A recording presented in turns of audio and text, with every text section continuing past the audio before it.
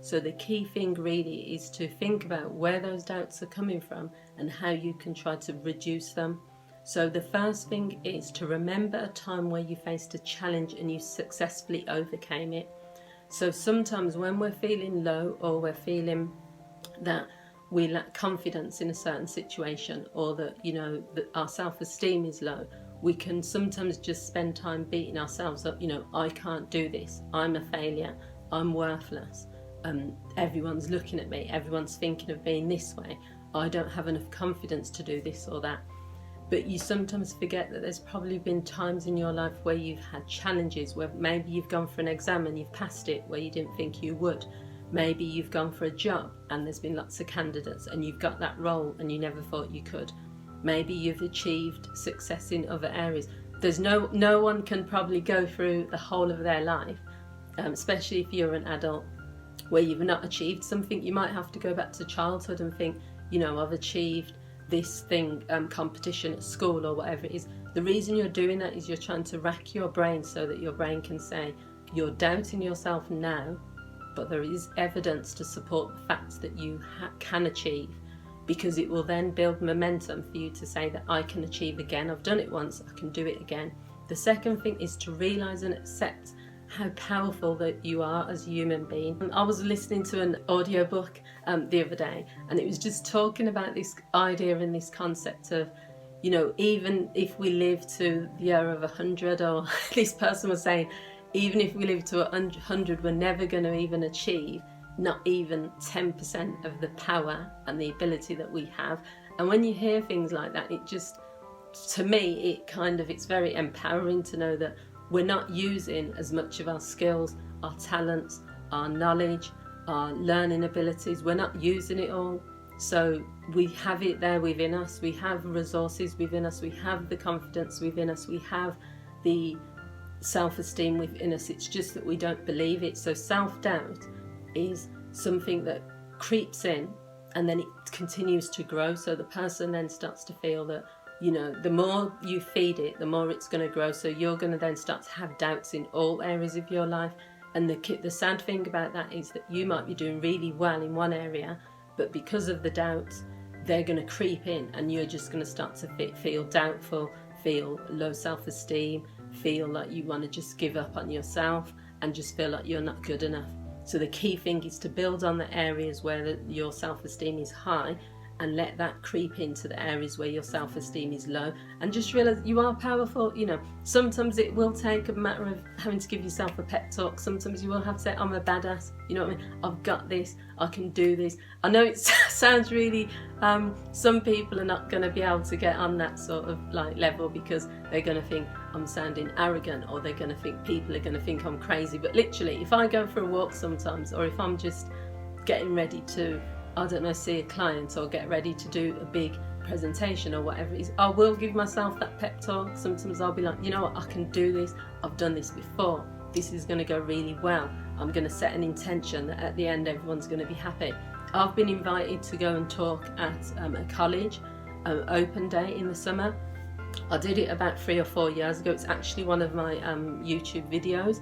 I think it's got quite a lot of views, where I went to talk to students who are considering, it's a jobs fair, so they're considering what jobs to have, and I had to do a presentation. I did 5 different presentations to different groups of young people, and standing in front of young people at college who were all expecting you to deliver and not knowing what you're doing, it was daunting, because I had planned but things were going wrong with the PowerPoints and stuff. But I just got into it, and I just think by the end of it, they enjoyed it. And sometimes it is that thing of just going with the moment, and not putting, if you make a mistake, you make a mistake. What's the worst thing that's going to happen? That's the next thing. Consider what could go wrong or right. Have a plan. Have a thoughts about the best case scenario, worst case scenario. If you're in a situation and it is not life or death, then you don't need to kind of beat yourself up to the degree that people do.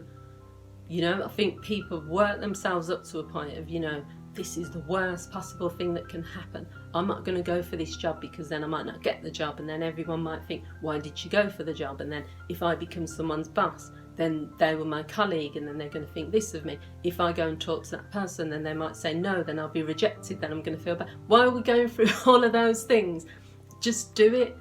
You know, unless it's life or death situation, do it. The worst thing that's going to happen is not going to be as bad as you having the regret of not doing it.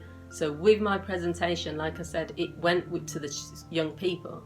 Lots of things went wrong, but lots of things went right. And at the end of the day, they got what they needed about considering a role as a counsellor. I got a lot from it.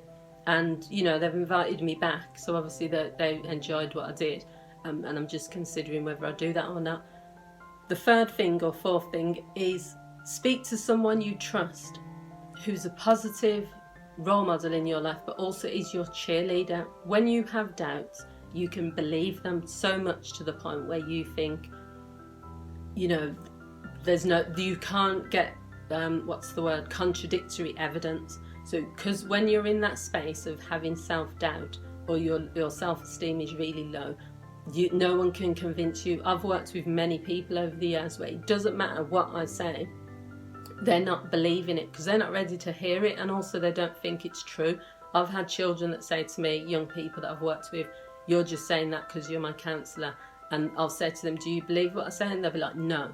And because they can't, because they're stuck in that moment. So you need to find a trusted person who you believe what they're saying to you, but also who's your cheerleader, who wouldn't lie to you. You know, go to them and help them get rid of some of those doubts. It's not about going to people and having external people tell you what you need to tell yourself, because I'm a believer of it needs to come from within. But when you're feeling doubtful and you're having those moments, it is nice sometimes to someone say, do you know what, you're a really nice person, or do you know what, I do think you are attractive, you know, and I do think this about you, and I do think you're a kind person. Sometimes we just need to hear it. So find that person who's going to say that to you. And the final thing is to reframe and switch the doubts to, what if I could do this? Instead of saying I can't do this, instead of saying I'm going to fail at this, how about if you said, you change those, just met 2 little words, what if? What if I did do this? I'm scared, but what if I did it anyway? You know, I'm doubting myself, but what if I still go for that job? I'm worried about this, but what if I still take that step to do it? You know, what if just means that you're saying to yourself, you're going to push past your comfort zone. You're going to do it anyway. You know, feel the fear and do it anyway. I was trying not to say that book title because everyone says it, but it's true. Feel the fear and do it anyway. What's the worst that can happen? You know, you only get one life to live. I don't want to keep throwing in all these like sound bites and all these phrases that we all use, but it's so true. The things that we worry about sometimes and the things that we doubt ourselves about are not worth it. In the scheme of things, they're not worth it, because all it's going to lead to is you missing out on having that fantastic life that you could have, missing out on your potential, and missing out on an opportunity to learn. That's what challenges are. They just challenge us to learn from our mistakes. So I hope you found this video useful. If you have, please feel free to share it with others as they might find it useful too. Don't forget to like, leave your comments if you want to drop some comments, and also please subscribe if you enjoy these videos. Thanks for watching. See you all soon. Bye.